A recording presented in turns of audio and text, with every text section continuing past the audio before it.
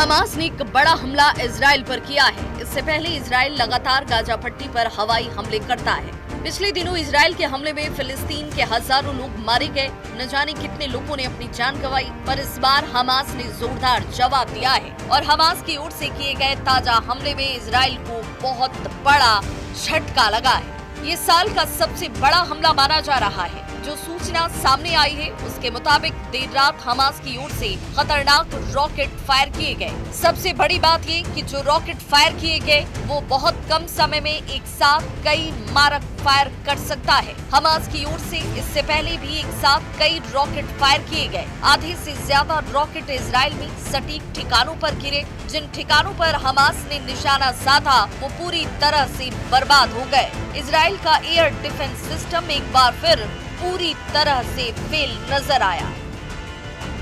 Israel का iron dome system इन rockets को रोक नहीं पाया।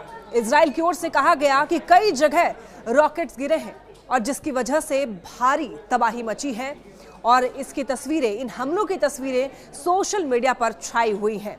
हमास की तरफ से की गई बमबारी की तस्वीरें जो है सोशल मीडिया पर छाई हुई हैं और कितनी ज्यादा तबाही मची हुई है वो सब कुछ सोशल मीडिया पर देखा जा सकता है।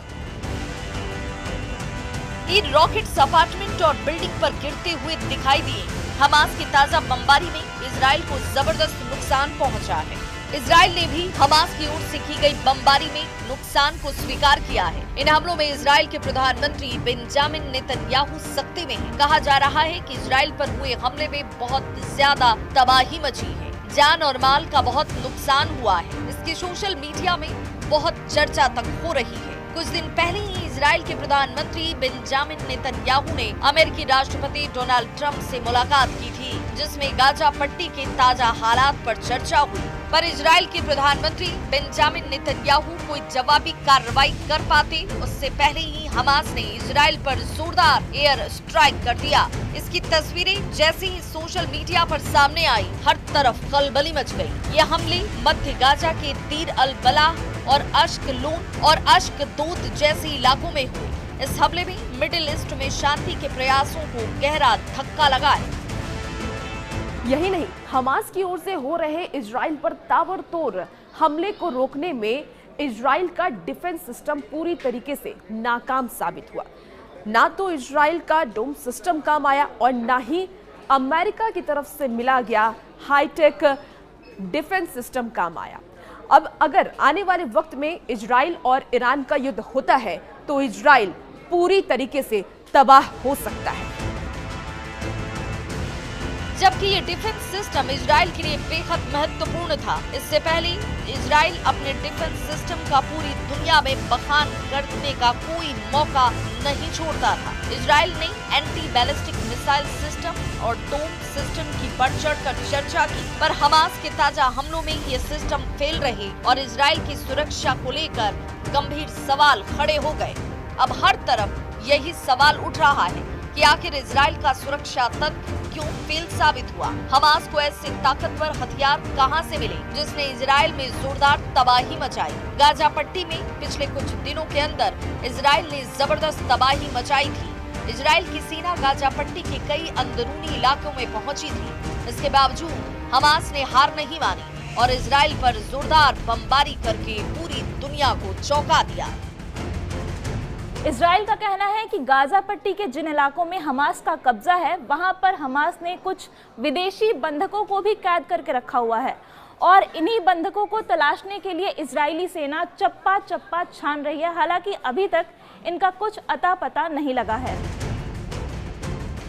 ये भी कहा जा रहा है कि ईरान की ओर से हमास के अल कासिम ब्रिगेड के पास लगातार गोला बारूद की सप्लाई हो रही है। इन हमलों ने साफ संकेत दिया कि हमास झुकने को तैयार नहीं है। हमास ने ये कह दिया है कि इजराइल लगातार हमले करता रहा तो बंधकों की सही सलामत वापसी पर कोई वादा वो नहीं कर सकता है। इजराइल अमेरिका से चाहे कोई भी डील कर ले। हमास ने दावा किया कि फिलिस्तीनी गाजा पट्टी से हटने वाले नहीं हैं। अगर इजराइल जबरदस्ती फिलिस्तीनियों को गाजा पट्टी से हटाने की कोशिश करेगा तो इजराइल की ये कोशिश सफल नहीं होगी।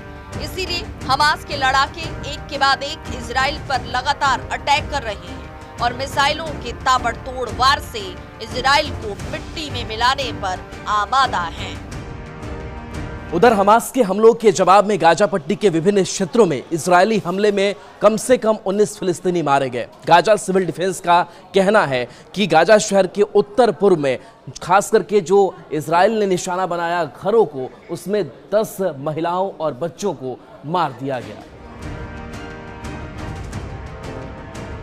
गाजा पट्टी के उत्तर में जबालिया क्षेत्र में इजरायली सेना ने 3 लोगों की हत्या कर दी और अन्य को घायल कर दिया। गाजा पट्टी के दक्षिणी शहर खान यूनुस में इजरायली ड्रोन हमलों में कम से कम 2 बच्चे समेत 5 लोगों की जान चली गई।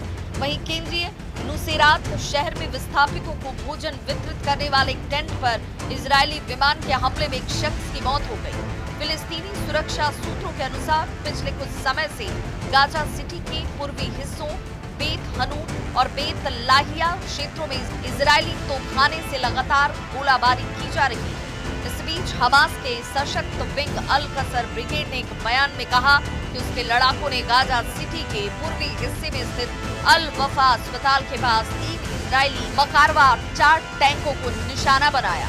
हालांकि इजरायली सेना ने अब तक इन हमलों पर कोई टिप्पणी नहीं की है। इजराइल रक्षा बल ने कहा कि गाजा पट्टी में फिर से शुरू किए गए अभियान के तहत हमास के राजनीतिक ब्यूरो के कुल 11 वरिष्ठ अधिकारी मारे जा चुके हैं। फिर से शुरू किए गए अभियानों में अब तक वायुसेना के 350 लड़ाकू विमानों और लगभग 1200 आतंकी ठिकानों पर हवाई हमले किए गए। 100 से अधिक लक्ष्य सटीक हमलों में नष्ट किए गए और गाजा पट्टी में आतंकी संगठनों के सैकड़ों आतंकियों व सैन्य कमांडरों को मार गिराया गया है।